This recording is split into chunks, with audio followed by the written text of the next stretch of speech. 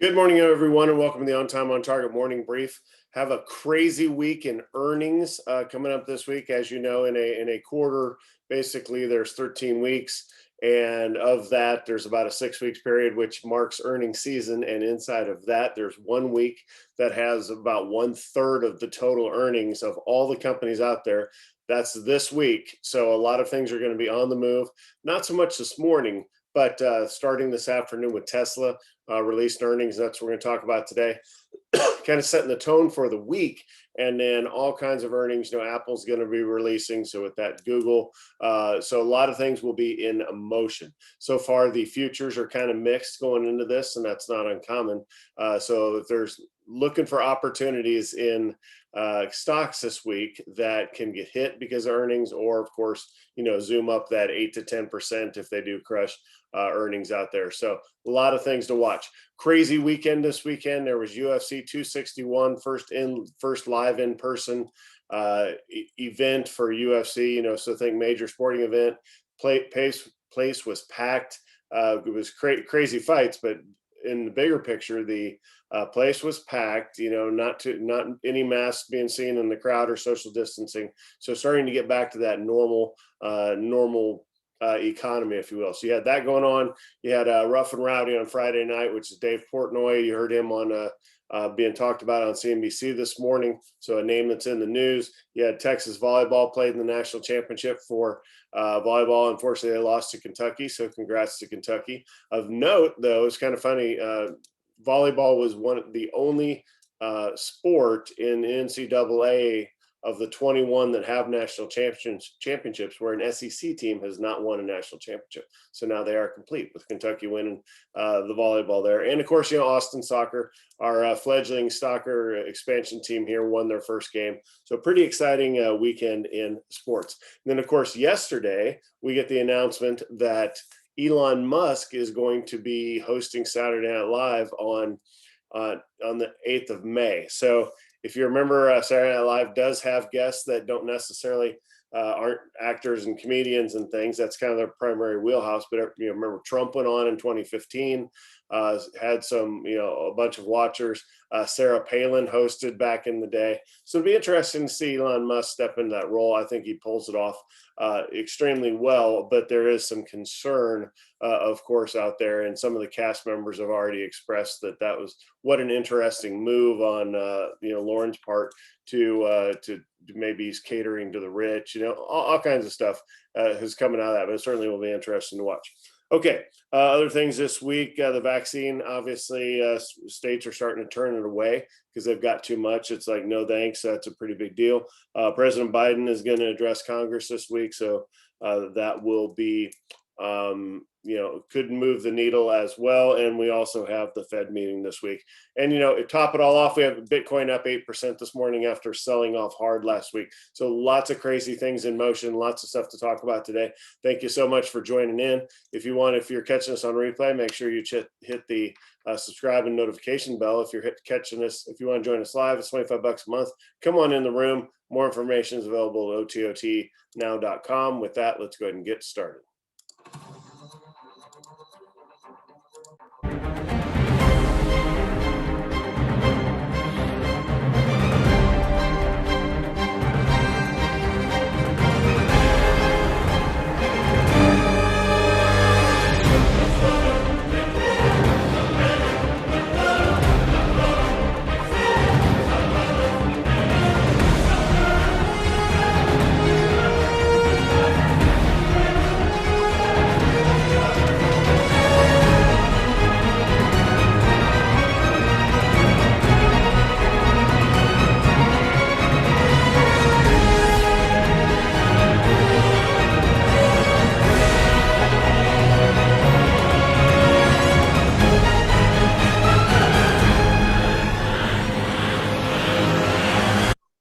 All right, welcome back, everyone. Here's our lineup card for the day. Today is Monday, April 26th.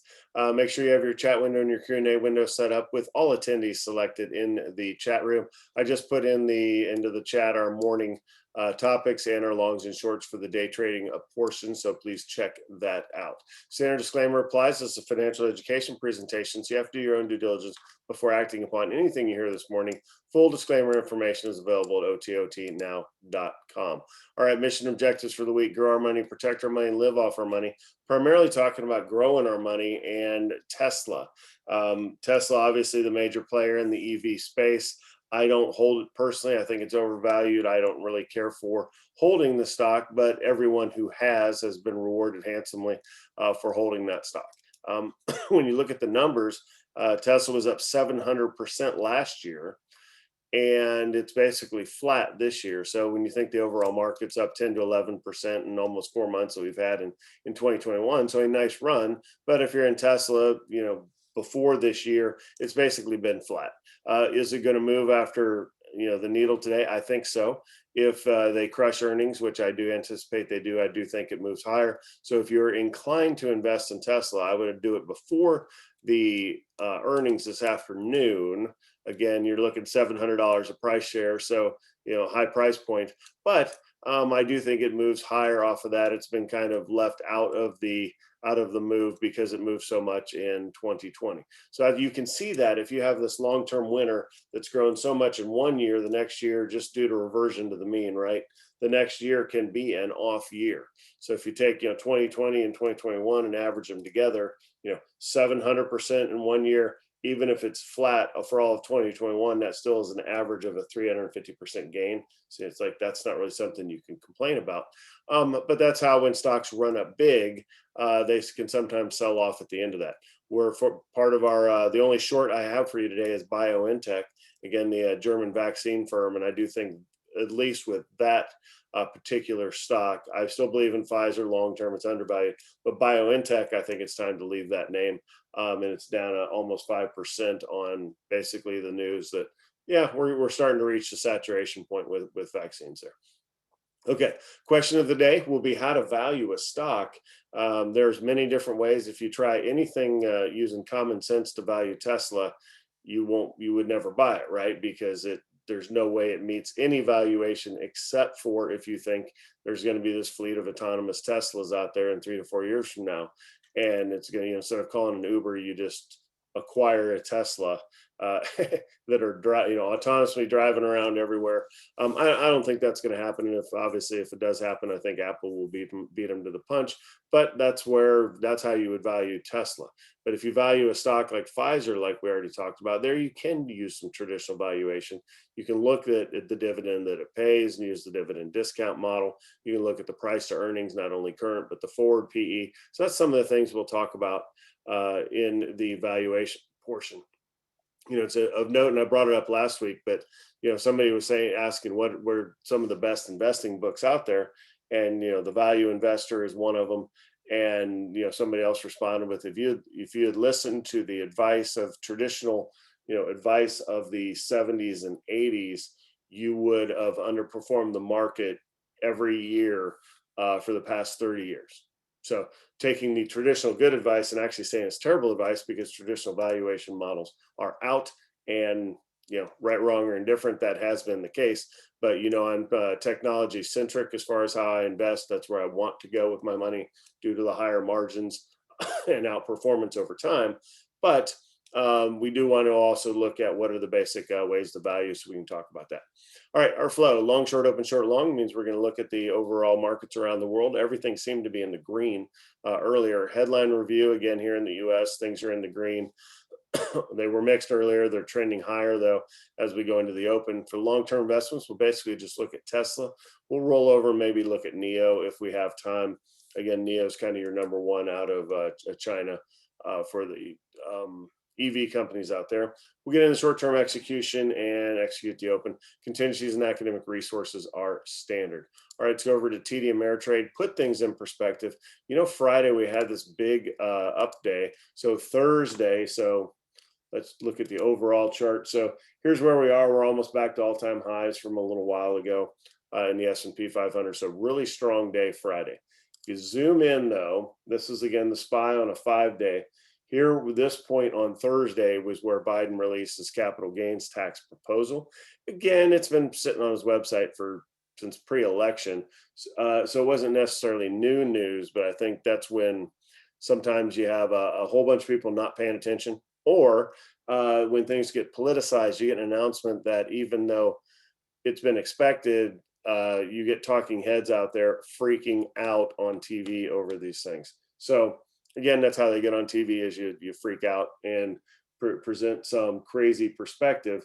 But yeah, if you look, this is basically a percent move down in the market off of something that should be known if you were paying any attention whatsoever. So was this the announcement of this capital gains tax? And then of course I did a piece on it Friday. Is it a big deal? Well, it's an interesting deal. But again, just because you release a proposal doesn't mean it's going to get passed, but it's certainly something that's being talked about. So Friday, after we got to freak out on Thursday, we had rip your face off Friday straight up until we sold off a little bit there at the end. So you see that the futures are actually starting to be a little more positive going into the open. For your day trading setup, 2 longs and a short for you, that if you want to go ahead and get these set up now. Again, sports entertainment acquisition company. This is not a company I've heard of, but it's gapping up this morning on some acquisition news. And again, sports entertainment / gambling is a huge theme. We're in DraftKings and Pin Gaming and all the other, kind of big names out there. Barstool Sports, obviously Dave Portnoy, in the news a lot. You also have Laser, which is Luminar. The stock has been kind of crushed, and so it's down significantly from where it was. They just announced an agreement with Airbus to start doing LiDAR work, light detection and ranging in airplanes. So not just for cars and autonomous driving and self-parking and all that, but actually airplanes. So they're up on that. And then the last one's BioNTech, for what I said earlier. I do think the vaccine stories are going to start to play out. So I'm going to exit everything except for Pfizer, which I'm actually a buyer of Pfizer right here, not just for vaccine, but overall valuation. Okay, let's go ahead and take a look at CNBC.com at the, markets around the world. So here in the US, those are the futures. We'll come back to those in a minute. Europe in the green across the board, just barely, nothing huge. Asia was in the green earlier. Now they look mixed. So Japan's in the green and China and Hong Kong in the red. Not a huge move. There's our numbers from Friday. So up over 1%, almost 1.5% in the NASDAQ. So some momentum, as you saw from the charts, coming into this week. The 10-year is unchanged, again, holding steady below. It says it rises to 1.6, says 1 point, less than that here. Fed meeting this week, so it might start to creep up, just anticipation of what the Fed's going to say. I don't expect them to change their stance whatsoever at all. Oil down a little bit, gold and silver up a little bit, nothing of note. Here's the bigger one, is Bitcoin, after basically correction almost to a bear market last week from the big sell-off, from almost 60,000, and then bounce back up. So again, don't forget Bitcoin trade and cryptos trade throughout the weekend. So coming back in on a Monday morning, you're looking at 3 days news basically, instead of just the normal overnight news that we look at. But bouncing, and that's dragging everything else up with it as well. Okay, let's go back to the futures. You saw Nasdaq's a little bit in the red, but everything's trending in the green. Apple, huge announcement. Again, they release earnings this week. The stock has not recovered, but the stock has done nicely this lately, up to the mid 130s, 134 or so. And I do think they crush earnings this week. This big announcement, it sounds expensive. They've got their Cupertino headquarters. They have a big facility here in Austin they've been building for a while, and it's going to continue higher, to open next week. And of course, now they have a 3,000 employee campus in North Carolina that probably, it's going to take a couple years to get going. But a lot of news for Apple. There's your Tesla kicking off earnings today. There's your Bitcoin numbers. Yeah, coin has been problematic, right? So COIN is coming up in the chat. Thanks, Apex, for bringing that up. With Bitcoin coming up 8%, you would think that Coinbase would also be moving higher. We shall see. I don't know. Oscars last night, if you're into that, Netflix did well. I don't know that that's a needle mover for the stock. See what else we have in here.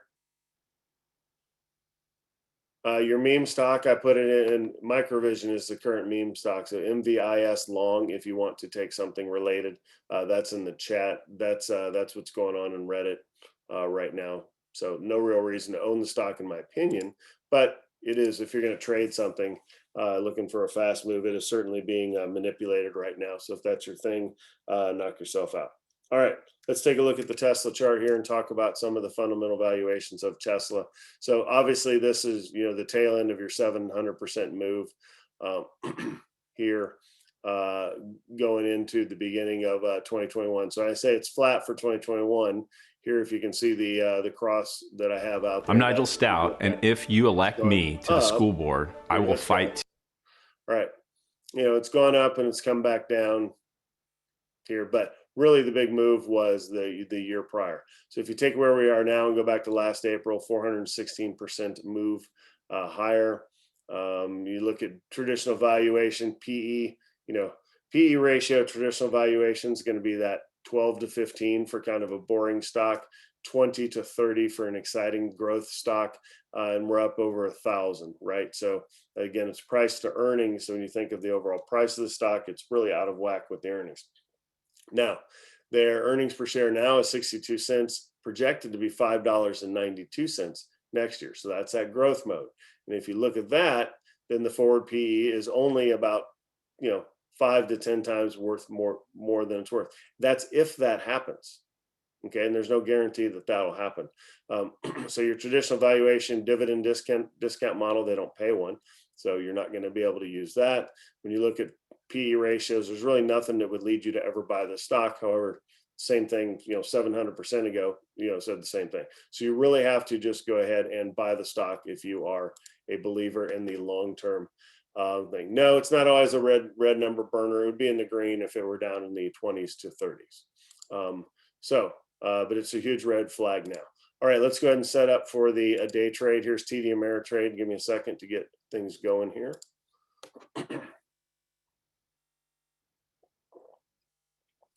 Good morning, everyone. Welcome to the On Time, On Target play of the day. You have 4 screens in front of you in the TD Ameritrade ThinkPipes platform. You have the S&P on the left-hand side on a 1-minute chart. You can see it's trending in the green. I have 2 longs for you, SEAH and Laser, LAZR. There's the opening bell. SEAH is climbing on an acquisition. You can see it's up 8%. Laser is climbing on a news story about partnering with Airbus to put light detection and ranging on airplanes. The short of the day is BNTX. Again, that's BioNTech. That's the vaccine stock that has run up so big. It's largely just selling off. You can see it's got a 5% down here. So we'll see how these things act in the open. But again, BNTX would be a short, with the vaccines, the money being made from the vaccines, kind of that story starting to play out. All right. Would like to get an entry into this sports entertainment acquisition thing, but if it goes straight up, there's only a 10-cent move, so it's not a huge move there. All right, let's see. Laser went down and set the bottom of the day at 23.30. Normally you would get in at 23.50 or so. That'd be a tough entry. Let's do this. So let's go 23.55 long. That's a 25-cent stop on LAZR, using a 23.30 as the bottom there. Okay, that broke, so we'd have to reset it. And that's continuing down here.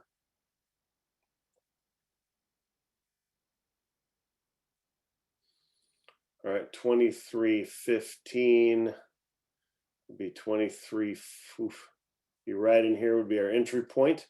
It's already past that.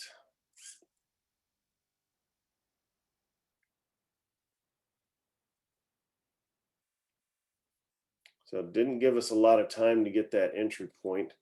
Let's see, SEAH is just powering higher. Low of the day, 1054, up to 1070. That would be a 15-cent stop. Does it have the ability to get up to 1130? That's a tough entry there as well. All right, shorting on BNTX. Again, ideally, you'd want to short to back up higher in the green. Here, we may get an entry here on this LAZR now that we're back down the bottom. So 23.15 is our bottom stop. 35 cents would be 23.50. I don't want to take it while it's in the red, but if it comes back higher here, we're going to take, crap. This is a heck of an entry, trying to get this, because in order for us to get the entry, it has to be in the red, and we don't want that. So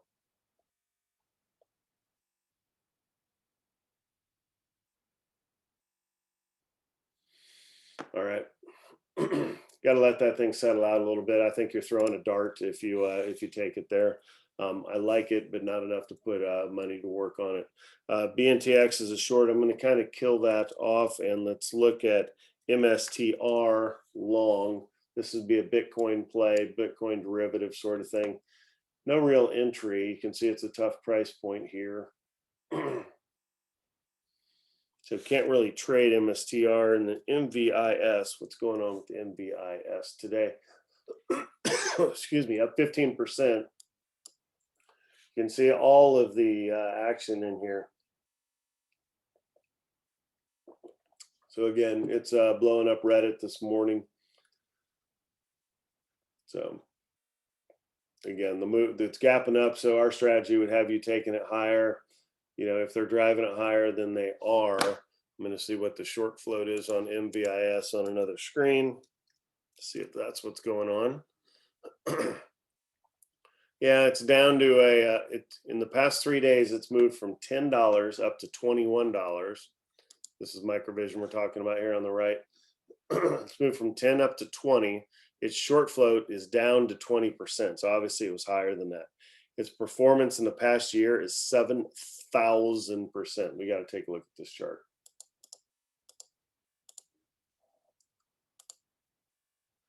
All right, so near dead down here at 24 cents, down up to 20. So obviously this is a crowd favorite, losing money.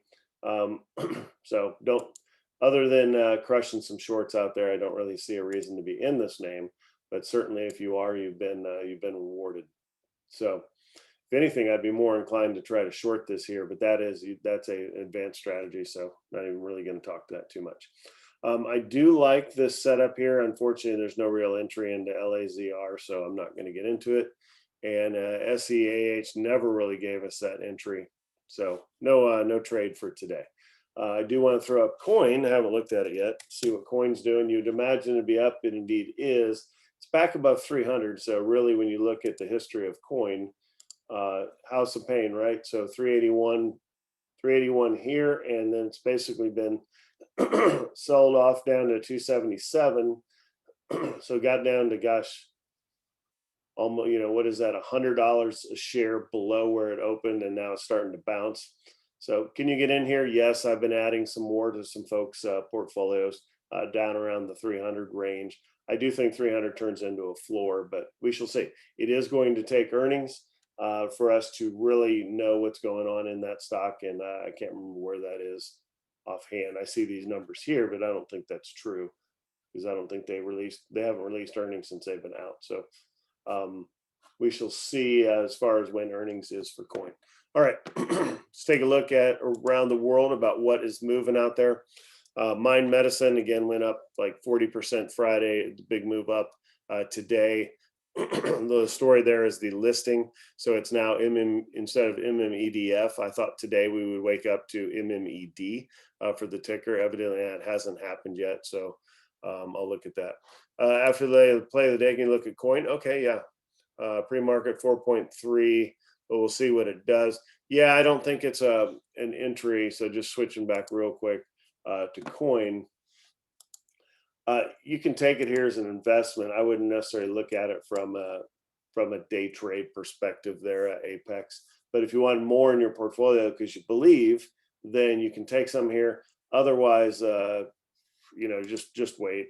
If you have enough, just wait.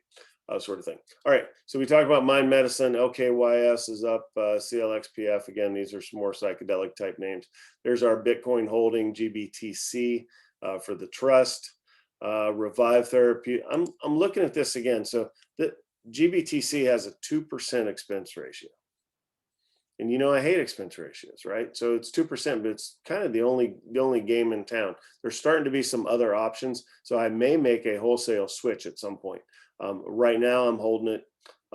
it has not tracked underlying Bitcoin move as directly as people had hoped. So in other words, when I see a move, 8% move up in Bitcoin, I want to see an 8% move up in GBTC. It hasn't really acted that way. So anyhow, I'm keeping an eye on it. I'll let you know. Of course, after I make the move is when I let everybody know. All right, here's our coin 3.33. Bunch of other names. There's Palantir, there's Neo, Tesla, all traveling together. CRISPR's another name I've piled into lately. Pretty good entry point. Q Clean is a clean energy ETF,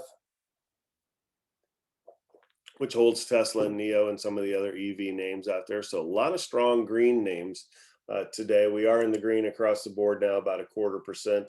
And I do think it's people get excited about earnings week. So pretty cool. Apple's flat at 134 there. All right, here's our sell-off by BNTX. Think I'm going to leave that name here in about a few minutes. Moderna also selling off. Probably looking at leaving that name too, making a note. Keeping Pfizer, selling everything else. All right, lucking down a little bit. K-Web, so China. VIP Shop is China. All right, not too many names in the red, only about 25 or 30 or so.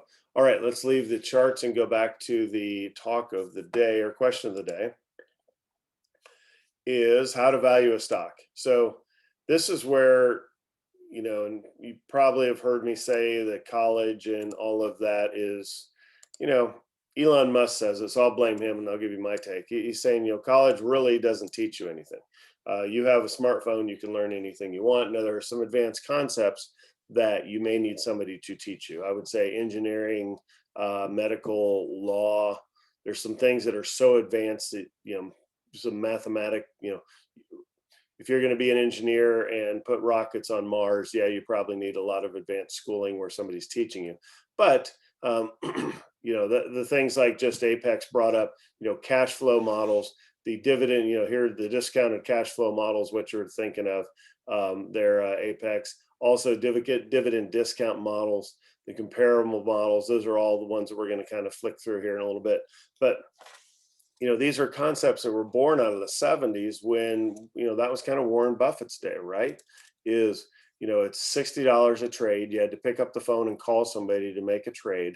You could go to, if you remember way back in the day, Value Line and go into the library to get the one sheet on each stock. Like Pier 1 was the first stock I ever bought. And I remember going to the library at the high school, looking up Value Line and getting the Pier 1 sheet, which was already like 3 weeks dated information by the time I looked at it, and then making decisions off of that. Well, Warren Buffett even owns that he probably couldn't do what he did today because he had access to information back then, and he knew exactly what he was looking for, where now everybody has that instantly, right? You go to that finviz.com and you really have more, you have information overload. If anything, you have, analysis paralysis of, holy crap, I'm looking at all these things. And like Berner brought up, things in red are bad, which means traditionally they're not in line with a good, proper valuation, and things in green are good. So if it's meeting certain metrics, commonly accepted metrics, then it's good. So at a glance, you should be able to see if there's more green than red, then that's a buy. If there's more red than green, well, then that's not, then you would not buy it, but you really can't use any of that stuff, which favors somebody like me who uses more of a thematic investing, pick a change the world theme. You want a best of breed stock with a moat, high margin, highly addictive product, all the perfect scenarios out there to get you a stock like Apple, that has staying power for decades. So that's a little different than what the books will teach you. So going back to college, if you go and get a finance degree, somebody asked me this yesterday, do you have a finance degree? I'm like, well, I have an MBA, which means I had finance, and I've got 2 years of the coursework for my PhD in finance, but no degree because I haven't written the dissertation. But it's even when you study the big thick textbooks by the experts, it's like they're not telling you how to do this thematic investing that I'm talking about. That I believe in, that Kathy Wood believes in, that really everybody's starting to switch to if you want to make money. They still teach this other stuff, and it's not necessarily crap. It just doesn't apply right now. in their academic pieces, where theory and reality are obviously different things. So, well, the Predator's comment here, excuse me, Apex's comment is, no matter how fast we read them, seconds after they've been released, there are trades happening in microseconds after the news. So the market reflects all knowledge except insider knowledge. So that's modern market theory. So if you're an MMT believer, or efficient market hypothesis, same sort of thing. So under the efficient market hypothesis, the second a news blurb goes out, it is immediately priced into the market. And the efficient market hypothesis also believes that all stocks are priced to perfection at all times. And I would say that is 100% the most laughable thing I've heard in my lifetime, because if that were true, stocks would not only rarely move, some stocks would never move. So if there is a little known stock, say Lebanon Citizens National Bank, and there is no new information out on a daily basis, why would this stock ever move in price? And it moves all over the place, right? So if that were true, then stocks would rarely move. They would always be priced to, exactly what you're getting, and there would be no advantage. You would just buy it if you wanted it, right? Because it's already perfection priced in. So I would say, if anything, it's an inefficient market. I like to say none of us is as dumb as all of us. But so overall, the EMH theory, I think, is completely laughable. And somebody, people won Nobel Peace Prizes on this nonsense, right? That's academics. It's good for academics. It's like, do not get out in the real world, because that's not how it works. But nice paper, get an A, get a prize, fantastic.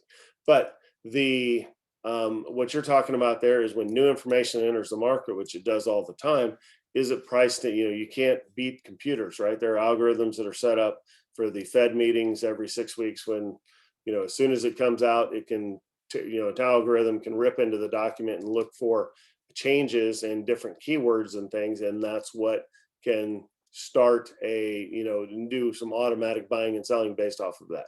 That may have been the case with Biden and his capital gains announcement, is that, hey, I've got an algorithm saying that if Biden talks about capital gains, if that hits the headlines, to automatically sell.